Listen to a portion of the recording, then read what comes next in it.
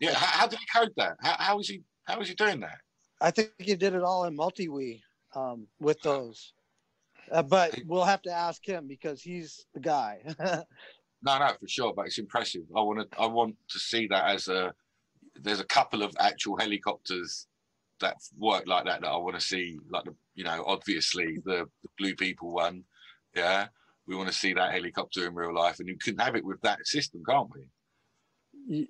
Yeah, it's some of that stuff that he's done is pretty amazing. I mean, like a bicopter should really be able to navigate that well, but he figured it out. He got it programmed into the multi-wii, I think it was, and our Arduino code basically, and programmed it into a multi-wii. So it's kind of making it by itself. Like I'm trying to work out how it's talking. Yeah, how does it must be talking on itself, if that makes sense. Do you know what I mean? Like, yeah, and Chad will be able to explain it, but I think it's a matter of centrifugal force between the propellers and how it navigates, but he posted some stuff on my group about it, and I was totally perplexed and amazed about what he could make it do.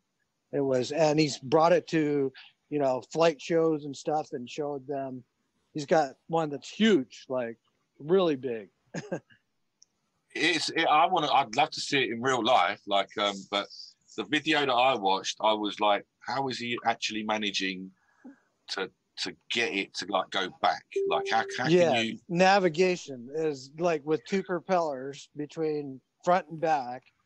It's a matter of torque between the propellers, I think, that cause it to be able to steer. Okay, here's the expert. How does it just pitch back? How can it?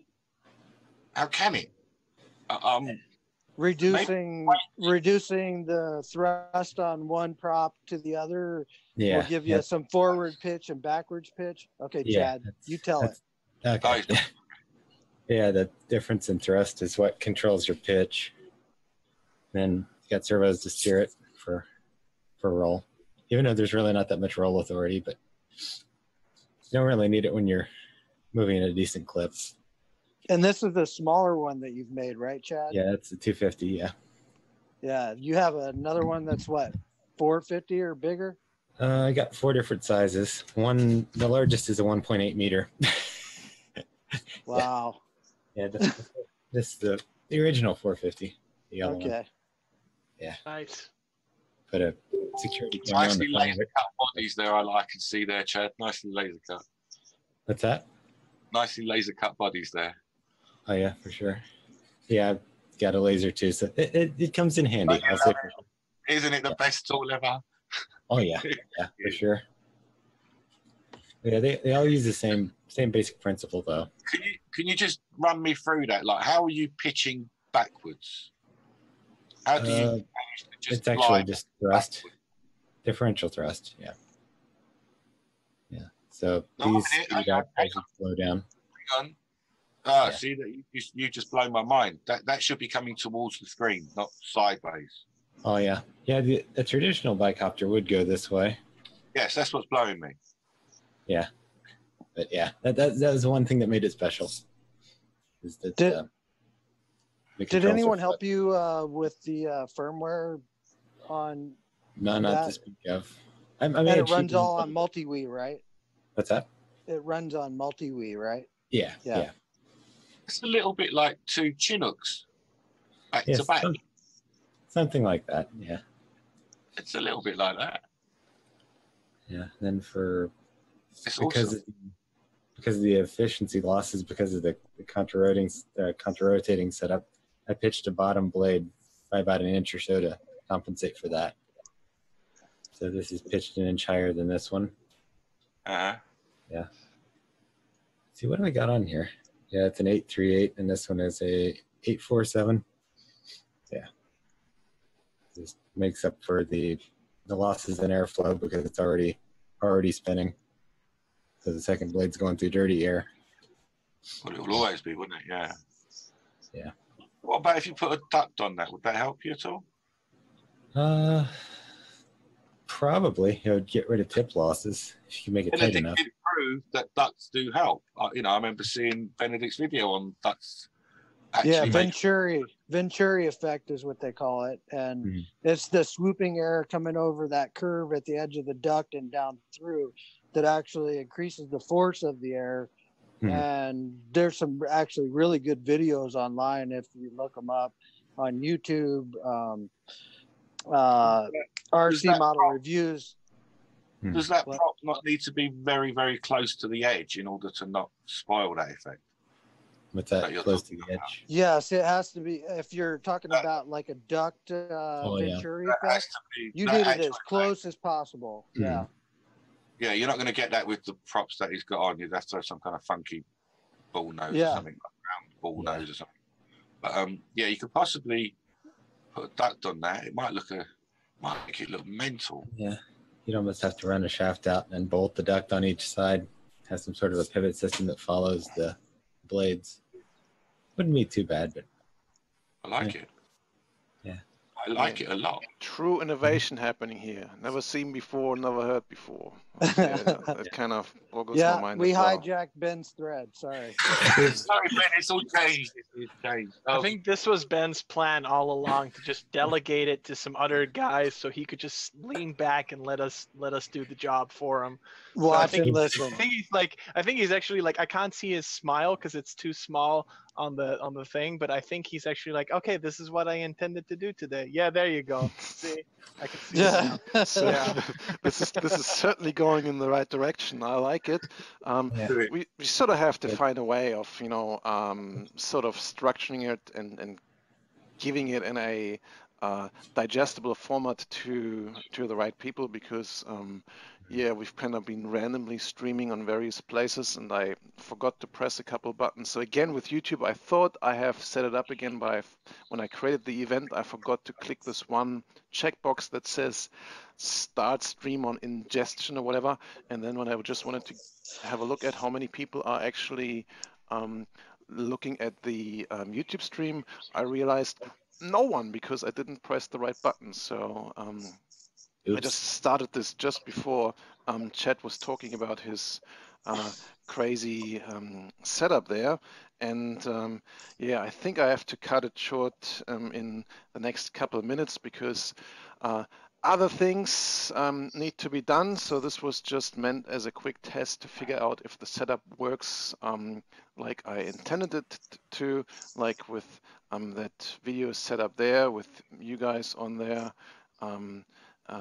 joining me in a live video session, and then other people having the chance to join us on the Discord chat room. I think these bit.ly links that I put up on the bottom of the screen don't work yet for some reason, but if you would have found your way into the Discord chat room, then you could pop up here on screen and talk to us, but currently there's sadly no one joining us. There's quite a bit of chat going on the different other chat rooms. It's kind of hard to stay on top of that while I'm trying to talk and make sense at the same time. So you're right with that, Vlad. I in the future want to take a little bit more of a step back and have other people who know more about that stuff, like for example Chet knows about bicopters, talking about topics that are interesting to our audience, and then have the audience come up in the chat room and ask questions to you guys. So as I said, I've just turned on the streaming on YouTube over the stream aggregation, and if it all works well, I can press this button here and have the chat, the YouTube chat coming up. Let me arrange this a little bit here. I've just seen you on YouTube, top recommended. Top recommended. Wow. Well, I'm glad the YouTube algorithm picks up Benedict, because it usually has so many issues. So that's great for Benedict. Exactly. I'm already on the index over there. So change this to live chat. All messages are visible, and we have Snap FPV, John Wagner, And again, Snap FPV here. John Wagner is asking me the question of the month. I haven't figured this out yet completely. Where's the 1020 Star Wars motors? You know, in the first place, you should ask Star Wars that. They haven't made any of them available. And then I made a batch of them, and then I ran out, and currently production is backed up, etc. But yes, John, we will come back to that eventually. So many people are asking me for those 10 by 20 millimeter motors, even though they fit only one quad. But yeah, or actually 3 of them. Yeah, very popular quad, especially since it got cheap. I have 3 of them here. 1, 2, 3 little Star Wars quads, but I've seen that they are selling them. I spent a lot of money on them. This is the collector's edition, which was, I think, $200 or something. Really annoyed, yes. Really annoyed, Benedict. Really pissed off over here. So yeah, lots of people You are bought really... like what, like 8 of them, Jem? Like you bought a fuck ton of them, I remember. Well, we was at the celebration when they launched them. We was flying them in Excel, so we was like the first ones to get them. Yeah, they gave us a deal, but still 200 odd quid down to 40. Like someone's taking Mickey out of people here. Like what? But just to add to that, so the ones that you guys have, the more expensive collector edition ones, those have the funky TXs with like the sound effects. But the cheap ones that are on for sale right now are the basic ones with the basic TX. So you don't get like the full experience. I've been looking at buying them, but I actually want one of the ones that you guys have, which I haven't seen below $100 just yet. If that is the difference, lad, then I'll keep my ones precious. Keep them. But in truth, when you're actually using it, you really couldn't care less about those sound effects, and they actually do start getting annoying. But if it's the only ones that's got it, then it means so much more. So. I did see them for $100, like the collector editions, the special controller that Jem is talking about as well. I did see those at Costco. I ended up not buying them. I missed out. I'm sad I did, because Jem actually inspired me to eventually get one when they got cheaper, and now they are, because you did the first video ever of the racer with the camera in them. That was you. That was awesome. The Stormtrooper one. Stormtroopers in suburbia. Yeah. I think. And now with Ben actually having the spare motors, we can actually like fly them without feeling bad about like not being able to take off at one point. Because I was wondering when those motors would become available, and no one is selling them. So it's great for Benedict to have that. I wouldn't call it a monopoly, but being ahead, I would say, of the competition. Well, he's going to have to resolve the propeller issue as well very soon. So yeah, that's another funny story. But yeah, I'm holding one of these transmitters here in my hand, and it's quite nice gimbal feel, and it has some quite unique features, as in, well, all this voice stuff that the thing is doing, which is pretty cool. However, this also showed the lack of support that you get from this company, because this wire here is for a reason here, because usually you put AA batteries into that thing, so as you do, you take it out of the box and put AA batteries in there, and the funny thing is, you open this thing up and it doesn't have batteries included out of the box. So when I opened it up the first time, it almost fell out of my hand, because I opened up the lid. Let's see if it still does that. I need to unscrew it, and mine's screwed right. Is that speaker wire, Dr. Ben? It looks like speaker wire, doesn't it? Yes, good it quality, does. Good quality speaker wire. Let's just have that. Yeah, it's the audiophile's preference. But the thing that I really liked, and that's what I discovered through Ben's video, when Benedict did a video on it, like you connected it to speakers. I didn't know it had a 3.5 millimeter audio jack, so you could actually put the sound effects, which are pretty high quality, right? They definitely sound better than when you put audiophiles in your Tyrannus. They are actual sound effects. Like, I can tell you a little bit where they. And install 4 AA batteries. Your battery still works, my one still. They wasn't allowed to use some certain specific sound effects at Celebration.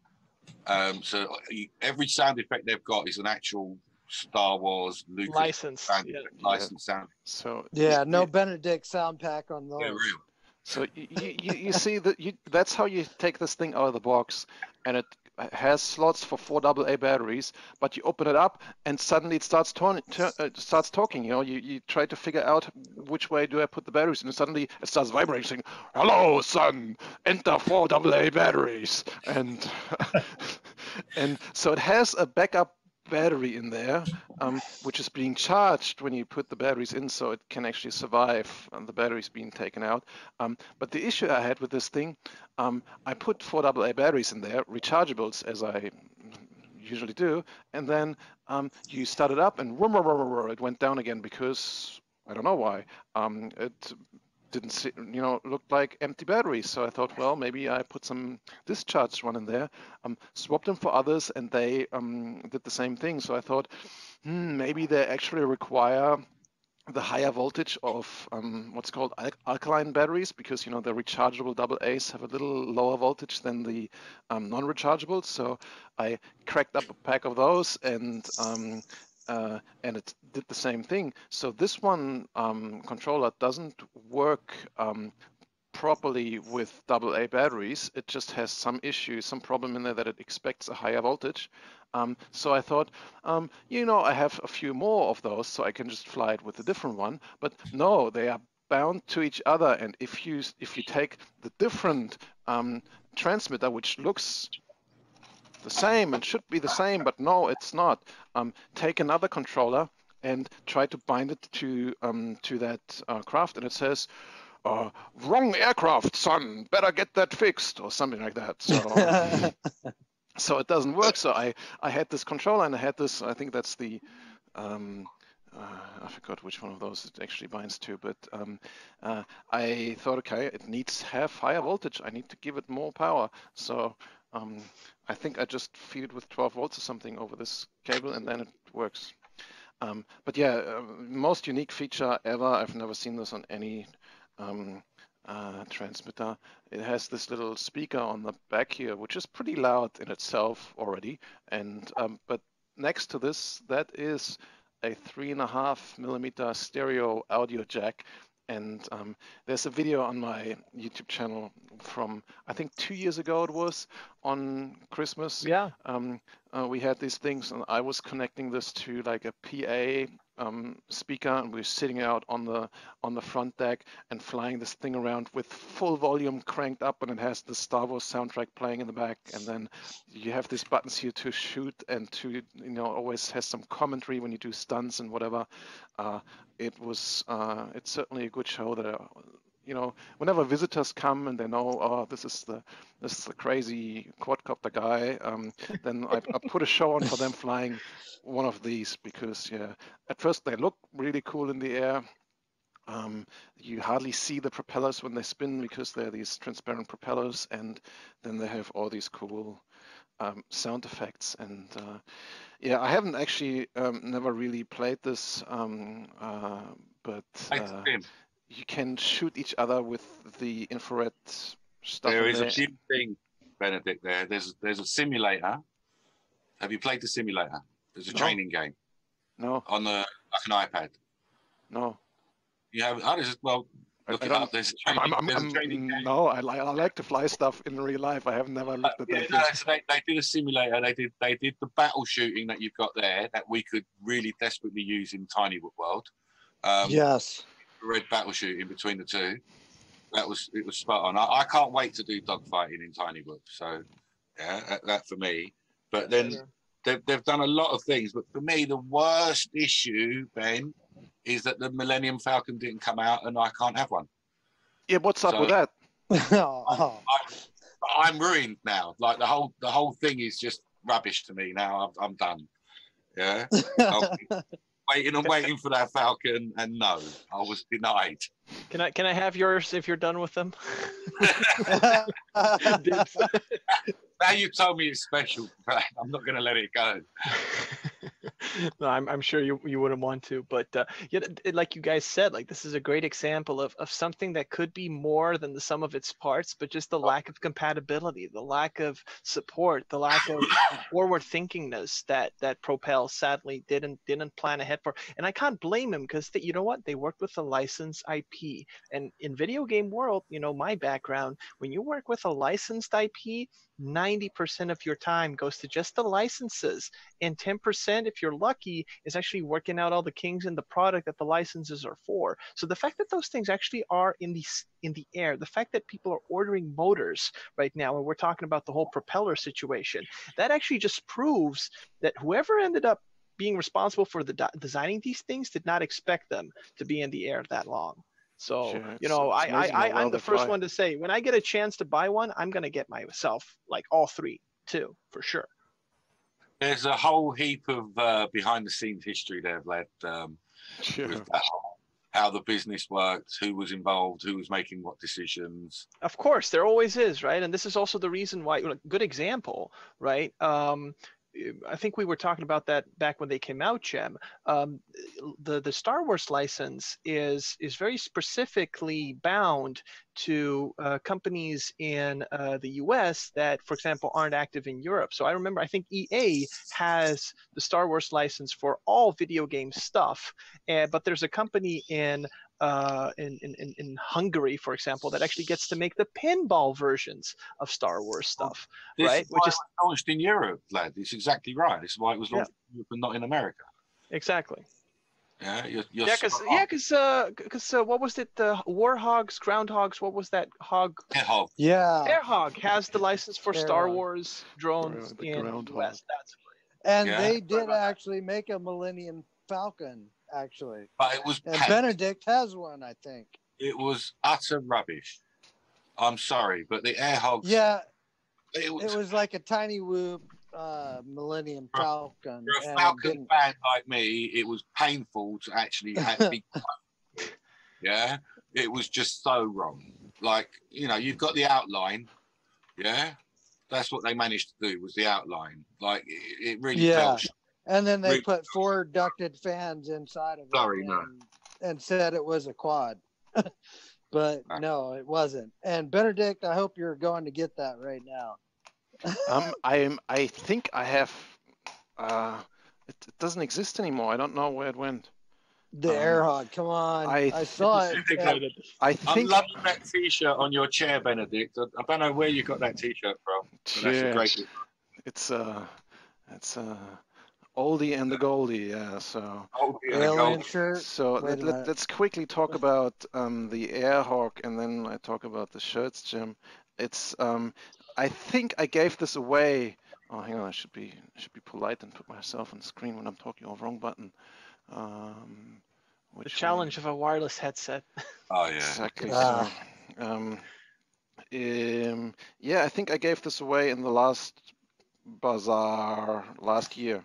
Not this year, but last year I think I gave this thing away. It didn't fly too well, but I also liked the idea of that you had from UGEM to put the camera into the pod on the side.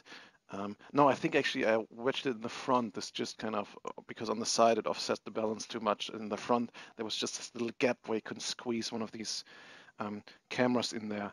And yes, it worked, but not too well. But so I gave it away to someone, and yeah, I hope someone else is enjoying it right now. But there's a few other Star Wars things that also didn't work, actually, or one of them I haven't really tested out yet. But I built this thing here, which is TIE fighter. Technically a quadcopter. Oh, look at that. Yeah. Oh, cardboard. X-Wing fighter. We've seen a picture of that. I'm sure I've seen a picture of that online. Not that one, but a real full-size one of that. Is that a model of a much bigger something? Well, this is what's That's called supposed to be an X. Okay, but there's a something real that looks a bit like that, but it's not an X-Wing. So I've got the picture. If I could show you the picture on my screen, I'll find out how. But so yeah, you know, originally, this doesn't have the two ducts and the two propellers in the top here. So these are just empty. So I have another one that I have slaughtered for to make. I love how we've been spending almost 2 hours on this stream, and it always ends with Star Wars. It's like I'm telling you, Ben, we should make Super a Geeks Warehouse stream bingo with like random shit, and like next time that we have a stream like this, people can just play bingo with whatever comes in the stream, and if everything comes, they win a prize. I'm telling you. Yeah, right. Let's do that. So this is how it comes in stock form. Well, there's propellers on there, but apart from that, it's in stock form. So it has these. it's foam. How do you call them? Noserons or whatever. These things here on the top. And yeah, it's foam. It's pretty resilient foam. So you know, I covered this with tape a little bit in the nose, but it takes some serious beating, this thing. And it just has these two motors here. That's it in terms of control. So it kind of flies like an air hawk. So not very elegant, and just kind of manages to stay in the air. So, but I didn't really care much about that. So what I bought these two things for is to make one of them that flies like a quad. So, you know, this thing you have to throw and launch, and then it kind of has just enough power to stay in the air, a little wobbly. So on this one here, I have installed two extra propellers to not only give it more speed forward, but to be able to take off like a quadcopter. So then you could kind of hover like that, and then just transition into forward flight. And in order to make this happen, I've also removed all the guts. And guess what's guess what's flying this thing? Of course, it's one of the original Alien Wii. Classic narrow. So put it up like that, and it's literally like a quadcopter. But I spent a lot of time getting it all right. You know, I've printed these things here to slot in there because it's hard to see. And when I figured this out, I said, "Damn, that's annoying." The top ducts are slightly narrower than the bottom ducts, so you can't use the same ducts in there. So I've custom printed my own ducts in there, and they stand out a little bit to accommodate for the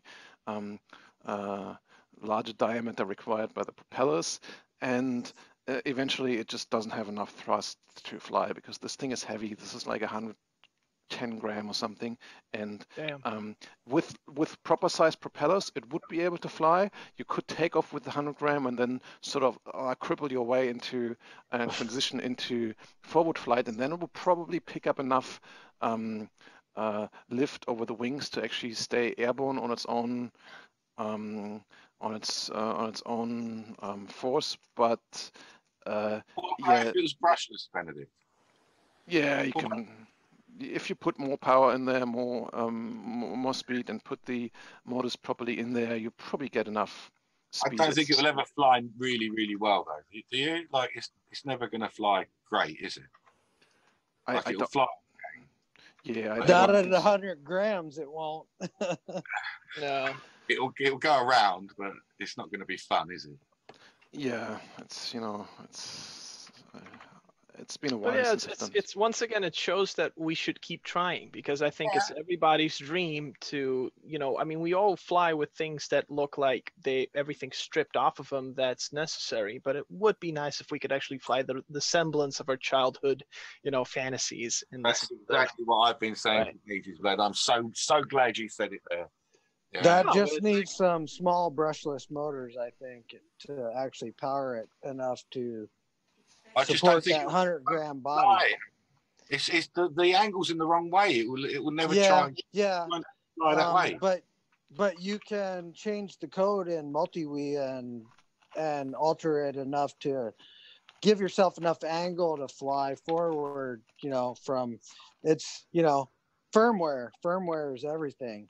So this looks like it's going to sort of fit. Okay. So rip the guts out of this 75 Pro 2 brushless quad, and there we go. Stick it in there. Someone's going to do it eventually, right? And hopefully we'll get to a point where speakers are so small as well that we could actually have those speakers that are in your TX actually on the drone, so we can hear the firing of those sweet, sweet Star Wars lasers straight from the drone. Like I remember, I think, Chem, when we were hanging out here in the Netherlands, I think that was one of the things we were talking about too. It's like, it's just a matter of time until things get small enough for us to just add. But right now, yeah, it's like everything needs to be 25 to 29 grams in terms of micro FPV for us to even be able to enjoy the type of flight that we've been spoiled with recently. Yeah, so I want to have a speaker to put on there. So this is my FPV car. So this is, you know, there's still supposed to be a skull that I put over there, which is, you know, a printed skull that sits on there. And this is, you know, this is a two-way gimbal here, so you can see a little self-printed servo setup, so you can move it. A Leon chaser. You can move it up and down and left and right. So then there's a canopy sort of coming on there, and then there's supposed to be a speaker in there, so you can drive around FPV and then just stop and, you know, stop next to someone and then turn the head to the side and say, "Hey, what's up, dude?" And then bam, move on again. You know my good friend Carlito. He's the guy that wrote code for multi-wii, wasn't he? That increased the throttle limits or something? No. He wrote the code for Capture the Flag using some kind of other Wii stuff. But he's the one you see on a lot of videos, and he wears green a lot, UK pilot, or he does LEG impressions, Seek ND. Anyway, so he did a little Action Man Jeep. So he's got an Action Man Jeep, and he's got a little Action Man in there, and the head, he did a 2-axis camera. So we're driving around, we're at little model shows, we're driving around, and the Jeep will look at people, like the Action Man will look, and they'll respond, even though his head is a camera. Like, it didn't need head. They still looked at it and waved at the little camera. That's what I want to do, yes. See, and that's an interesting thing, because we were just, like, when we were talking about the whoops, right? Chem, actually, I'm really happy he joined, because Chem actually inspired me back then to start thinking about this stuff, because he was like encouraging everybody, like, okay, think about what else can we do to, you know, get people in. That's a hobby, get more accessible. And tiny whoops are great to fly around people, but some people still get scared of them, right? So he gave me the idea of putting googly eyes on mine. And then ever since I started doing that, when I was selling whoops, I would give a little bag with a few like colored elastic bands for you to affix your camera to your whoop, you know, usually with a 3D printed camera holder. But I would also add googly eyes. And I also at one point even got like those little fake eyelashes off of eBay and put eyelashes on them. And that little difference made such a huge difference in how kids and people would still have that, like, you know, imagine like I would fly up to myself, you know, you'd have that like, huh? And then they would smile and they would feel like, hey, it's not this scary drone. It's a creature. It's someone. It's something. It talks. It interacts with you. It dances around you. And it's just those little things that we need in order to just go out there and be able to do our hobby, do the exact opposite of ruining it, and actually just interact with people. And I think, I'm not sure who that pilot is, Jem, but there was this guy who recently flew around, I think, a giant Christmas tree in the UK. I'm not sure if that's my guy, Husso, sponsor Husso. That's my guy. Yeah. So he did a great job with that too. Yeah, I think googly eyes are very important stuff. I realized it as well. Just put some eyes on the thing, and then suddenly it becomes a person, and people interact with it. Yeah, that's right. It gets a bit of life into it. Like, we do an awful lot of this. This whole, like, because we go to a lot of shows, and we seem to be always behind the net, which really annoys me in Tiny World. Like, but they put us behind a net, and they put all of the visitors on the other side of the net. So we kind of like strafe along the net like this, looking for people. And if we see someone watching us, we just peel back a little bit and then go full throttle straight into the net. And it kind of like wakes them up. And then we go like, oh, a little bit of a wave. Yeah. Well, if they wave back, we'll do a little spin so that they know that there's an interaction. Yeah. And it, like Vlad mentions it, but it really is a pilot thing. You're putting your yourself through the drone, like how you're responding to people. Yeah, this is cool. Not all of the pilots really have got that switched on just yet. Do you know what I mean? They you know, you see them, they'll just do loops backwards and forwards. You know, there's a little bit of a course. They'll just, oh, we're showing the people drones. You're not, yeah, but we want you to interact with the people. We want Make you it personal. Yeah, look at the dad up there, and then go down a bit and look at the kid. Get on the kid's level, eye level, and then go back up and do a little bit of a wave. And yeah, or land on people's hand, man. On the I had so much practice. Like I spent hours practicing to land on people's hand because that was one of the things most kids would do. They would be like, come here, and I would always freak out, and I had to spend days practicing because I didn't want to scare the kid by falling off of his hand, and I didn't want to make I spent time on that shit. Like Jem just said, it's like if you want to interact with people, you got to make the effort. You've got to think what you're doing. You've got to very much put yourself in that drone, in front of that person, and not just you're in the drone. If you're going to get to actually, I think Benedict was the first person I ever saw doing that sort of thing. He brought the quads into Terrigal, the Ghost of Terrigal. You know, flying this quad around town and getting people's interactions, flying it into restaurants and stuff like that. And I'm sure he got permissions before he did it all, but that kind of thing is what exposes this to the public that doesn't know what we're doing and makes them feel a little more comfortable about what we're doing. And I'm pretty sure that was the first time I ever saw someone land a quad in someone's hand and then take off and fly around.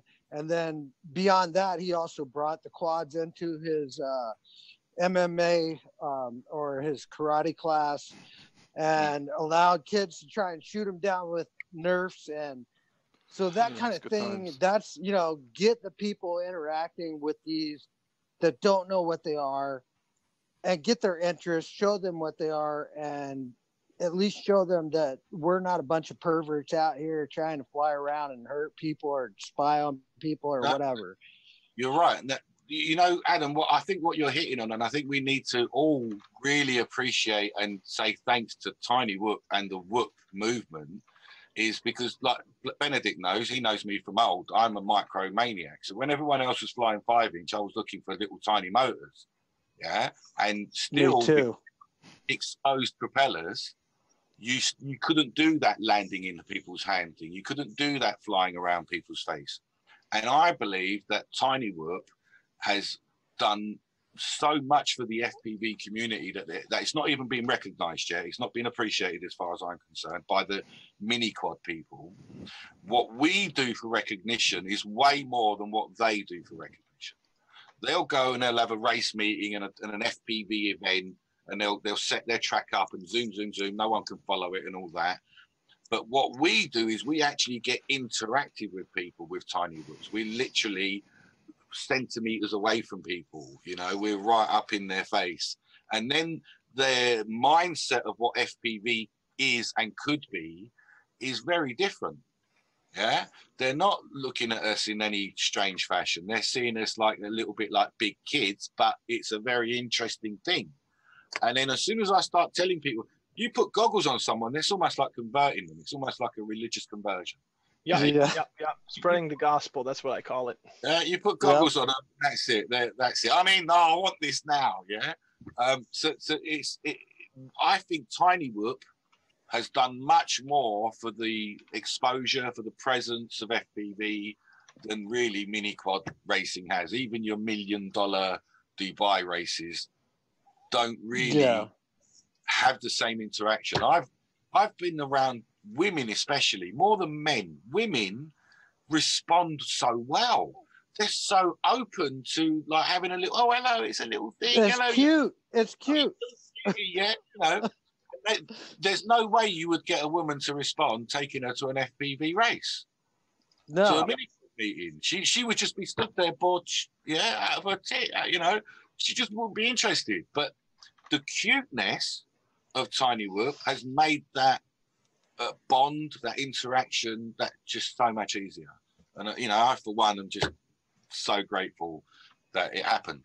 It got me into the hobby, right? So, so I'm one of those people that I don't think would ever have gotten back into the RC hobby since they're 14 years, you know, since I was 14 years, if it wasn't for the accessibility of Tiny Whoop.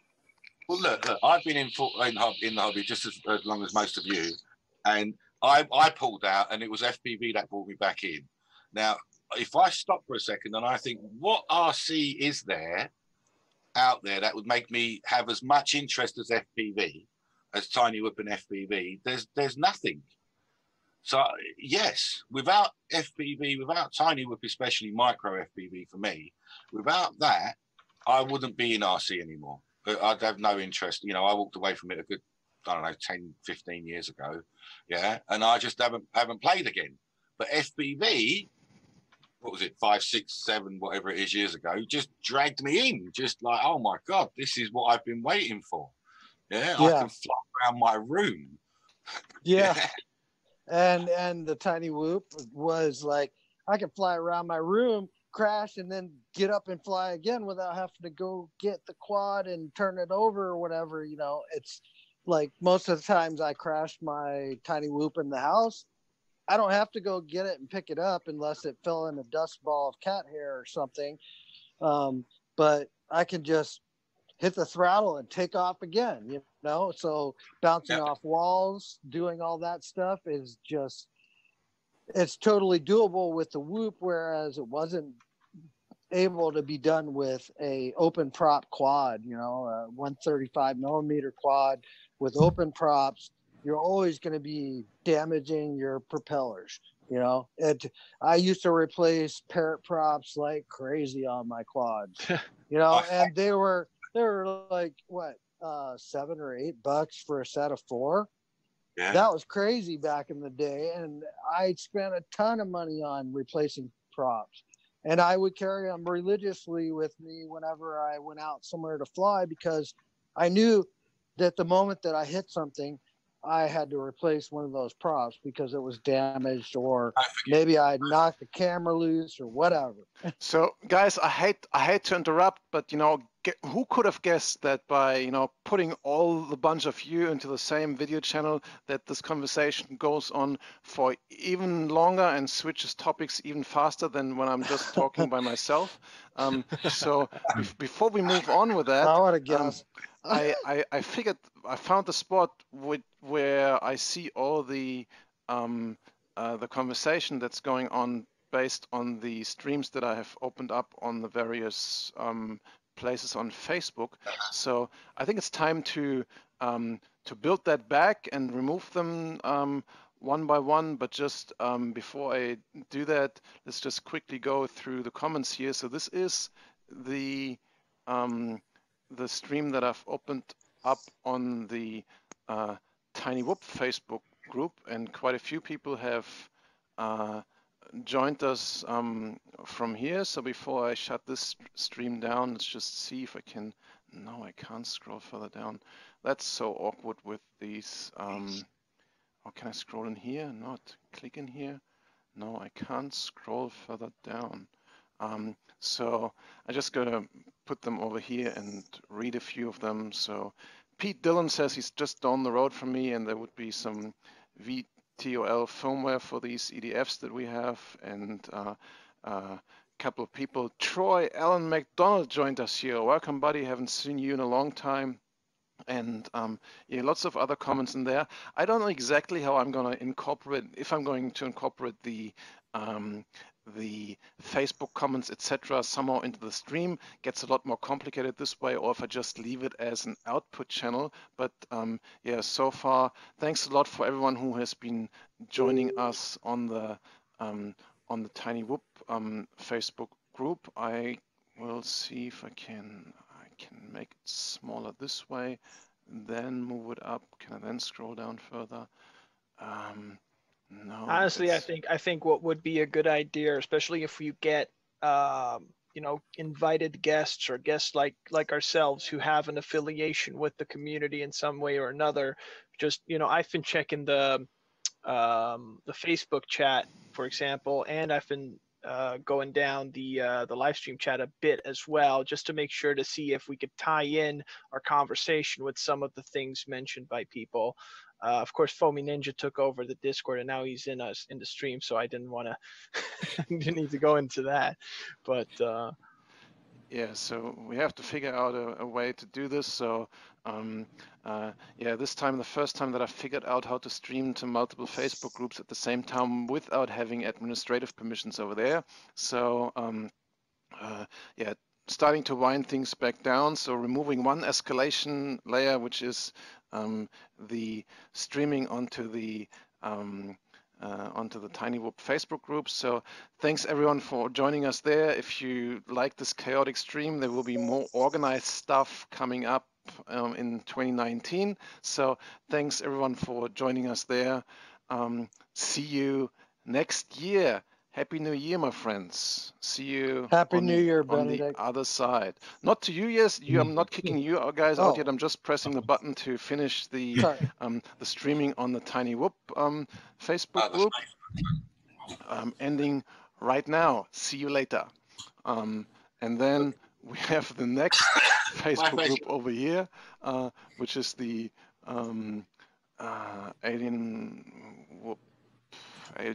Wii fan club. Damn, I cannot operate this. Too many different screens here. Lots of people are posting here as well. Vanessa is here. I can now say, ladies and gentlemen, Vanessa has joined the room, and yeah, lots of other people, or mainly Vanessa and Josh posting here, but yeah, Adam posting here as well, who has joined us on the video live stream, and Peter for some reason didn't want to make it, and yeah, just the usual noisy people in the Alien Wii fan club talking here. Oh no, this didn't work. So shutting down this stream as well. And again, like on the Tiny Whoop group, guys, if you have any feedback, post it on the video there. Maybe I can see this afterwards. It's kind of difficult to figure this all out. So Happy New Year to the Alien fan club as well. I see you next year. Ending the live session over there. Bye bye. End. So this has removed 2 of the streams. Which one is left? Joined last and stay until the end is the YouTube stream. So quite a few people posting there as well, which that's the one that's currently on the screen running over my Chromebook. So I got to use the touchpad over here. Rebel Rotorsports posts something in the YouTube chat room, and Marco FPV gives a shout out to Jam, and Hey, Marco. I'm not sure if I know Marco FPV well. I'm getting so confused with all the screen names and real names, and people have different screen names on different platforms. But yeah, Marco FPV says hello to you. BD is here, and he's liking my modified X-Wing. That's only because you didn't see it fly. So yeah, thanks everyone also for participating in the little chaotic, but you're used to this through my last couple of sessions stream on YouTube. As I said, we're gonna have this a little more organized and more structured content, but also fun interactions like that throughout the year. So I plan to bring the live stream to the next level, and I think we've achieved quite a bit today that we can build upon. So let's finish the streaming on YouTube. Happy New Year to my YouTube watchers. I see you over there. See you in the next year. Bye bye.